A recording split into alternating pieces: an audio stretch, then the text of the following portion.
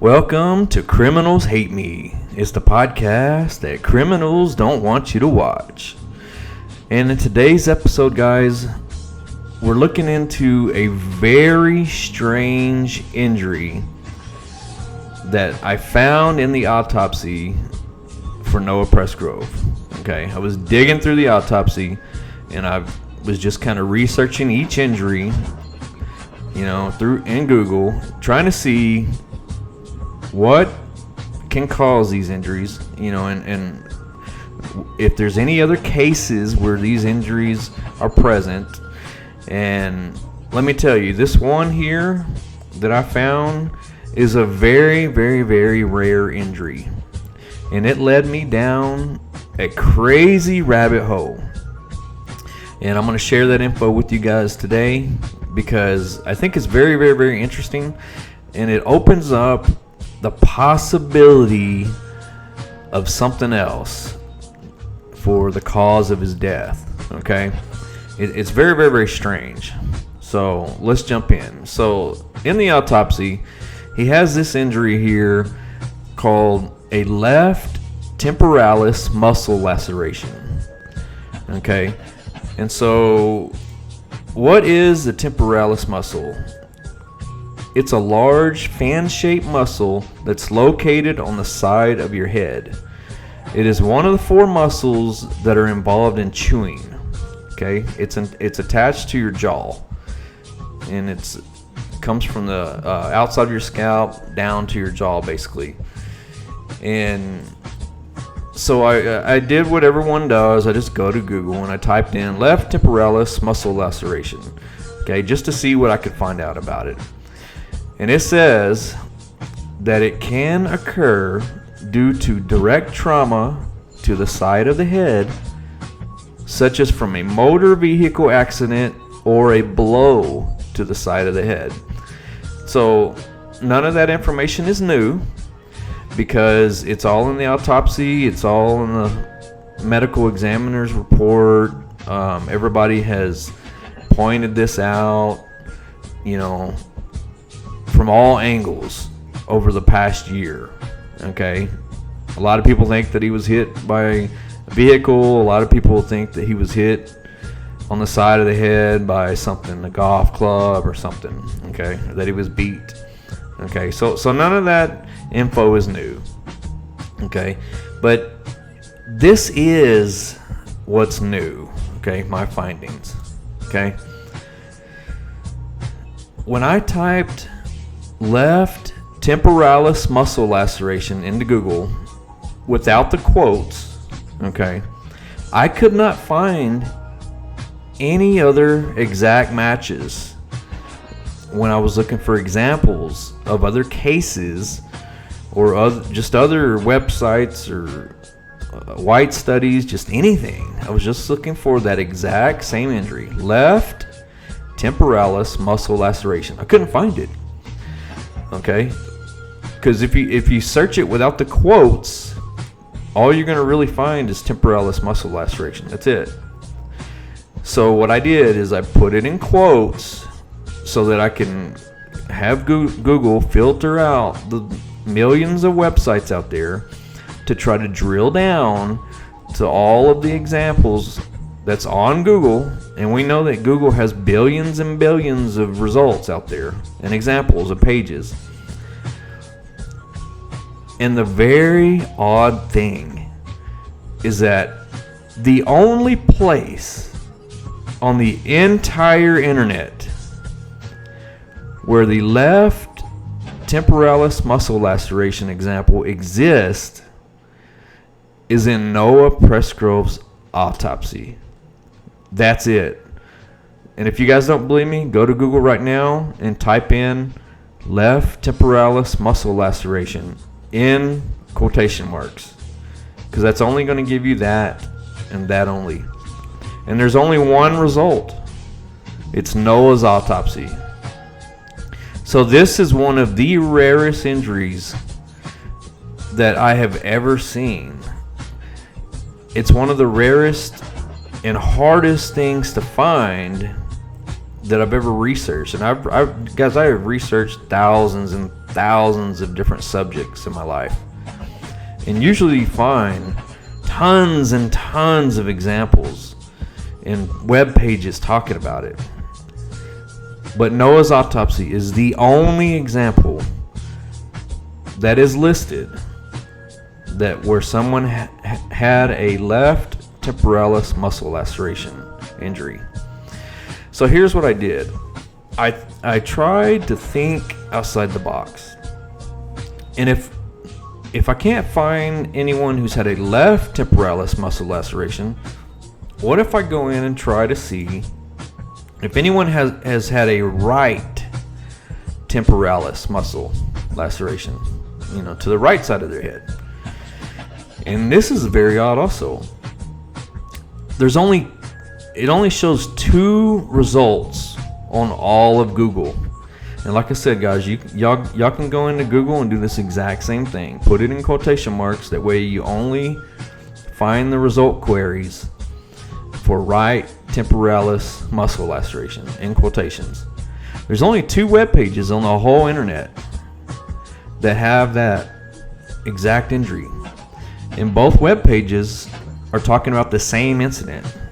You have the main website where it was posted back in 2022, and then you have someone who shared it on Reddit and was talking about it on Reddit. Okay? And so the example that you see is where this injury occurred in an attack by a Sri Lankan sloth bear. I mean, and that really piqued my curiosity, guys. And I wanted to dig in and see what in the hell's going on here with this bear attack, okay? Now, we know Noah wasn't attacked by a bear, and that's not what I'm getting at all. So before anybody starts bashing me or clicking off the video and wondering what the hell's going on where I'm talking about bears, just bear with me, because it's going to blow your mind once I show you all of this, okay? So I went to the website where it shows that example right here. I got it underlined. This guy had a right temporalis muscle laceration injury. And how he got that injury is, it says, he was on his way home from a china, which is a farm in the jungle, and then 2 bears came up behind him and attacked him.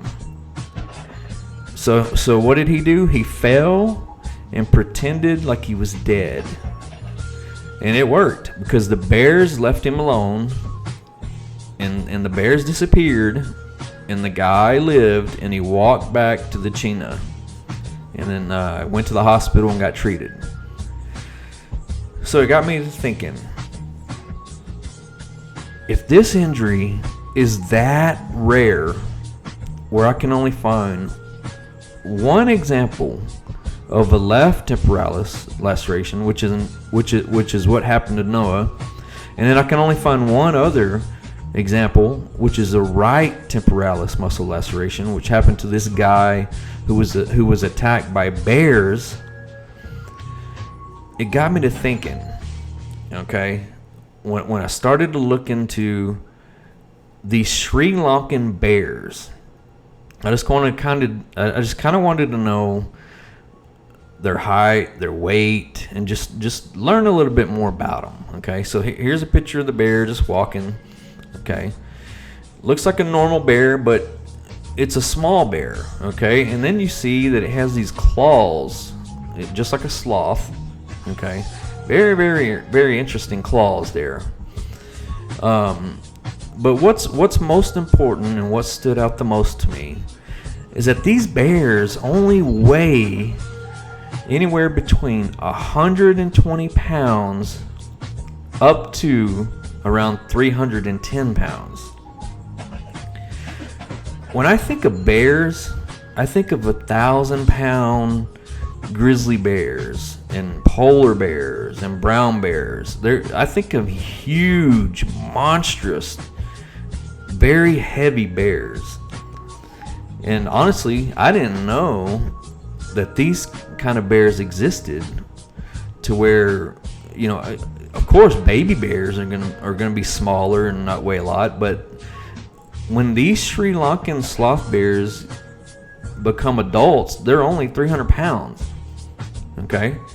The other notable thing is, when you look at the size, it says sloth bears are 5 to 6 feet long. So just think about that for a minute.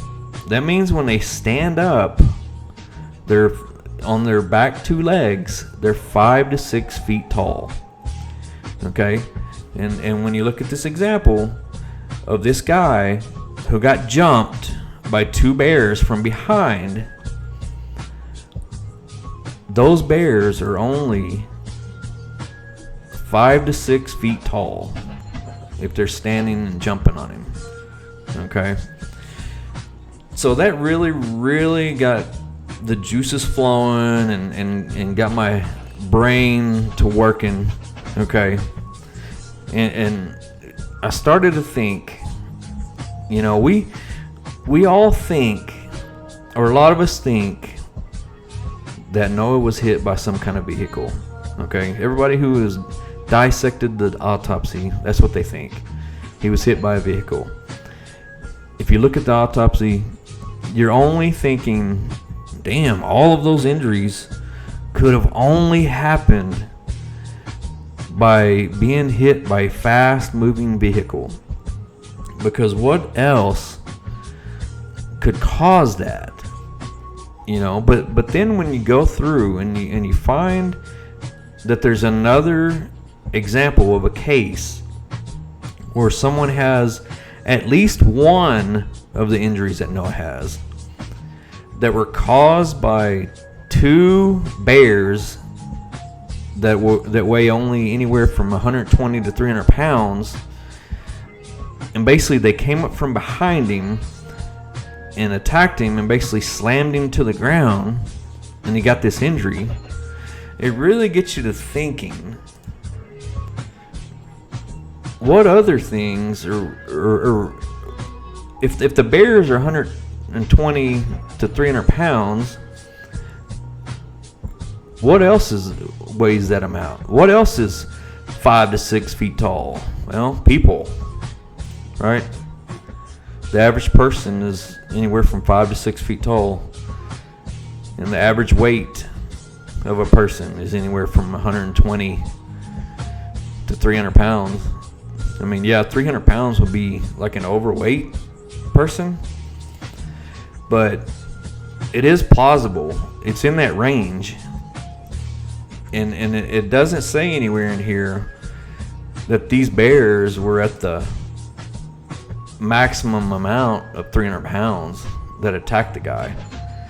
So I'm thinking somewhere in between, or 120, 200 pounds, which is very similar to the height and weight of college kids, teenage kids, right?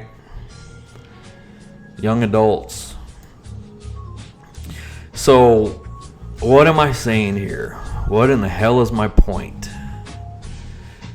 My point is, maybe, just maybe, we've all been thinking about the Noah Presgrove case wrong. Because we all think that this had to be some huge, big, moving vehicle that had such force that could have caused all that damage to his body. And I'm going to dig into the other injuries and see if I can find examples just like this of that one injury. But that one injury, with not many examples of it on the internet, it really blew my mind that it is so rare that it was only found in one other example of a guy who got slammed to the ground by 2 bears. Okay? So now it really does open up the possibility, just like everybody's been saying, all the conspiracy theories, that he was beat or stomped or thrown to the ground or attacked by multiple people. it now does open the door for that, guys. It really, really does. And so when you put all this together, and then you think about Kaden's interview, where he's explaining how Noah's body was lying on that highway. He specifically said Noah's head was pointing towards Duncan. So if you're going down the highway, or if you're looking down the highway towards Duncan, that's north, okay? Noah was on the left side of the highway when you're looking north, okay? And somehow his head ended up pointing north. And we're supposed to believe that a kid leaving the casino in his truck, driving north on the right side of the road, hit Noah way over here on the left. Because as you can see, he's going that way north. If he hit Noah, his head should be pointing north if he hit him. The only thing that doesn't add up is the space in between the truck and the body. Are you telling me that he was so distracted that he swerved all the way to the left side of the road and hit Noah on the left shoulder over here? I don't believe it. Not one bit, guys. I do not believe that now. And I was all in on the hit and run theory, especially when I seen the Chris Payetti call logs. I thought that was I thought that sealed the deal, but not now, guys. Not when you line up all the facts and you line it up like I'm lining it up right now. It does not add up. It does not match. And then you factor in that one injury he has could have been caused by being thrown or slammed to the ground. And now it's very, very, very plausible, guys, that something absolutely positively happened at that party house, and that his body was dumped on the side of the road and staged. But someone did a piss poor staging job because they did not factor in physics and gravity and just the natural way that things happen, the natural way that a wreck would happen. Because if he's on the left side of the road, then that means he should, and he got hit, he should have been hit by someone coming south down the highway. He would have been in their clear path to get hit. And then if that happens, his head's not going to be pointing north. It's going to be pointing south. So someone did a very piss poor stage job. That is seriously what I think here, guys. Unless the only possibility is that if someone was driving a vehicle north and they were drunk as a skunk and they were swerving that badly that they swerved all the way to the left side of the road, which I highly doubt, guys. I highly, highly doubt that. Because if he was that drunk when he was driving home, or whoever else, Joe Blow, John Doe, whoever, if someone hit Noah and they were that drunk, how in the hell did they make it home? Because they would have wrecked down the road somewhere else.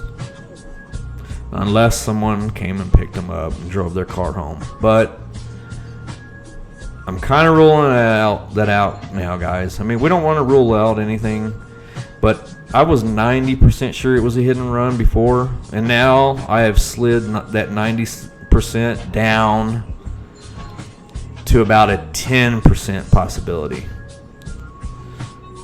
I am now jumping on the conspiracy theory bandwagon. But I'm not doing it just because I dreamt it up in my dreams, or I read some crap in Facebook, or because I watched a very stupid warlike video or some of the other crap on Reddit. Okay? I didn't come to this conclusion that something happened to him and he was dumped based on garbage. I'm coming to this conclusion based on facts and examples of how those type of injuries happen to a person. Okay? And that's how cases get solved. That's how you investigate them the right way. Okay? So that's all I have, guys. Please leave some comments because I want to know if y'all think that I really am onto something here. And what do y'all think about this whole bear theory? About bears being the same size and weight to humans, to teenage kids, to young adults that were at the party. What do y'all think? Does it now open up the possibility, based on facts and logic and common sense, that something absolutely did happen, to where his body ended up on the left side of the road with his head facing north towards Duncan? I'll talk to y'all later.